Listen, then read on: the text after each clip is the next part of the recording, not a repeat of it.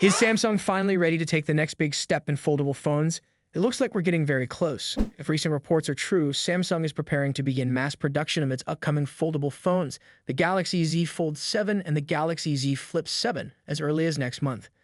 These two models are expected to be officially announced in July 2025, and this year Samsung might be expanding the foldable family even more by introducing a new, more affordable option, rumored to be called the Galaxy Z Flip FE. According to a new report from South Korea, Samsung Display, the company that makes the foldable OLED panels for Samsung phones, has already started making the screens for the Fold 7 and Flip 7. These panels will soon be delivered to Samsung Electronics, which plans to begin full-scale production of the phones in May. All of this happens mostly in Vietnam. Both Samsung Display and Samsung Electronics have large facilities there, and most Galaxy devices are assembled in Vietnam before they are shipped to countries around the world, including the United States. This timeline lines up well with Samsung's usual launch plans. The company typically holds its Summer Unpacked event in July, where it reveals its latest foldable devices. The Fold 7 and Flip 7 are expected to come with performance upgrades, software enhancements, and possibly some design changes. While we don't have confirmed specs just yet, fans are expecting slimmer bodies, better cameras, and improved battery life. The most interesting part of this year's foldable release might be the rumored Galaxy Z Flip FE. This would be a lower-priced version of the Flip, aimed at people who want the foldable experience without paying flagship-level prices. However, Samsung may choose not to release it at the same time as the other two devices. Instead, the company could wait until later in the year, possibly around October or November, to give the Fold 7 and Flip 7 time to shine on their own. There's a good reason for this strategy. If the more affordable Flip FE comes out at the same time as the Flip 7, it could take away some of its sales. By giving each phone its own launch window, Samsung avoids this issue and gets more attention for each model. There's also another foldable phone people are curious about, a trifold device that Samsung has been working on for some time. This phone would fold in more than one place and could give users a much larger screen and a pocket-sized device. However, it's still unclear if this model will launch in 2025 or if Samsung will wait a bit longer to perfect the technology. For now, the focus is clearly on the Fold 7, Flip 7, and possibly the Flip FE. And if Samsung sticks to its schedule, we're only a few months away from seeing these new devices hit the market. Foldable phones have become more popular in recent years, and Samsung continues to lead this category. While other companies like Google and Motorola have joined the competition, Samsung's experience and production capabilities give it a big advantage. The introduction of a more affordable model could help attract even more users and grow the foldable market further. So if you've been thinking about getting a foldable phone, this might be the right year. Whether you prefer the large, tablet-like screen of the Fold or the compact, stylish Flip design, Samsung is about to give you new choices. And with the possible addition of the Flip FE, there may be a foldable phone for almost every budget. We'll keep an eye on all the latest updates, leaks, and official news. If you want to stay in the loop, make sure to like this video and subscribe to our channel. Thanks for watching, and we'll see you in the next video. Google has finally introduced the Pixel 9a, a mid-range smartphone designed to offer solid performance at a competitive price. However, there's a compromise. This model doesn't have enough RAM to fully support Google's advanced AI features. Reports confirm that while the Pixel 9a does come with Google's Gemini Nano AI, it's a scaled-down version. Due to its 8 GB of RAM, the phone isn't capable of handling the full range of AI features that premium Pixel models offer. Users will still be able to access AI-driven tools through the power button or a dedicated app, but the processing will not be as fast or efficient as what's available on the higher-end models.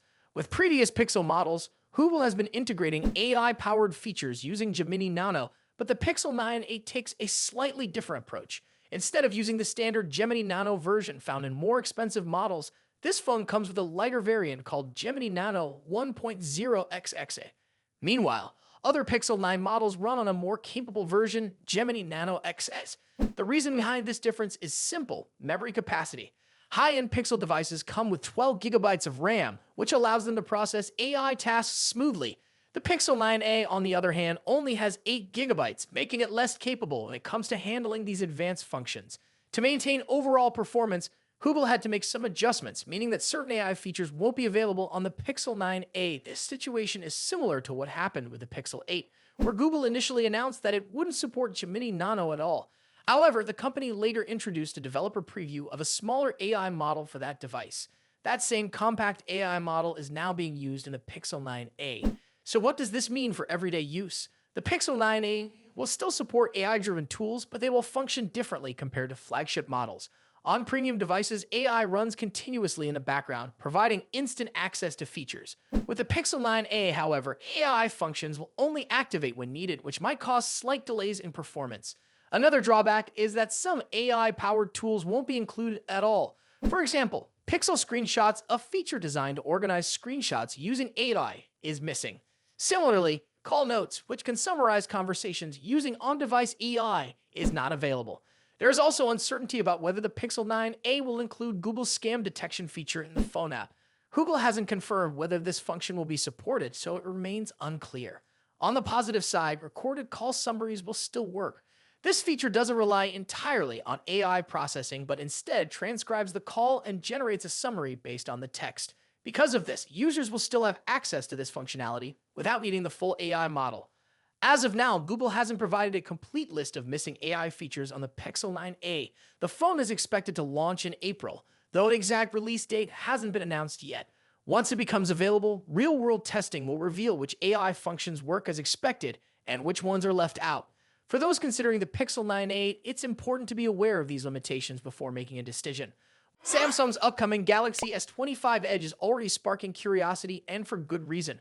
One of the most talked about aspects of this phone is its incredibly slim build, measuring only 5.84 millimeters in thickness. While such a design choice raises concerns about battery life and overall performance, early reports suggest that Samsung has managed to maintain impressive power without major compromises. Initial leaks hinted that the S25 Edge would feature the Snapdragon 8 Elite processor, the same chipset found in the other models of the S25 series. Now, recent benchmark results from a Korean variant, SMS937N, confirm this information. Not only does it run on the Snapdragon 8 Elite, but it also uses a specially optimized, overclocked version tailored for Samsung devices. Surprisingly, the S25 Edge delivers performance levels close to the top-tier Galaxy S25 Ultra, proving that its ultra-thin design does not necessarily need weaker hardware. One of the biggest challenges with slim smartphones is balancing performance with heat management. Typically, thinner phones struggle with cooling, as there is less space to incorporate efficient thermal solutions. Samsung has reportedly made improvements, but concerns remain. Some users have already noted heating issues in the base Galaxy S25 model, despite its enhanced cooling system. With the S25 Edge being even slimmer, keeping temperatures stable under heavy workloads could be tricky. Some speculate that its larger screen might help with heat dissipation, but real-world testing will be the ultimate test. Speaking of the display, the S25 Edge is expected to feature a 6.7-inch screen, offering a spacious and immersive viewing experience. For those who enjoy photography, Samsung might include a 200-megapixel main camera similar to what is found in the Ultra variant. However, to maintain the slim design, the number of rear cameras has reportedly been reduced from 3 to 2. The battery capacity is rumored to be 3,900 mAh, which is smaller than the batteries found in other S25 models. This could raise concerns about shorter battery life, though Samsung may introduce software-based optimizations to extend usage time. Pricing details remain unclear. Some sources predict that the S25 Edge will be priced similarly to the Galaxy S25 Plus, while others believe it may cost more due to its premium design. Another unanswered question is its availability in different regions. As of now, it is uncertain if this model will launch globally or remain exclusive to select markets. Many potential buyers are eagerly waiting for Samsung to confirm where the device will be sold. Another aspect generating buzz is the choice of materials for the phone's build. Some leaks suggest that Samsung might use a ceramic body, while others hint at a titanium frame.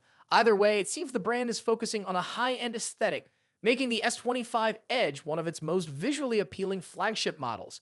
If released, this device will likely compete with Apple's rumored iPhone 17 Air, which is also expected to emphasize a thin and lightweight design.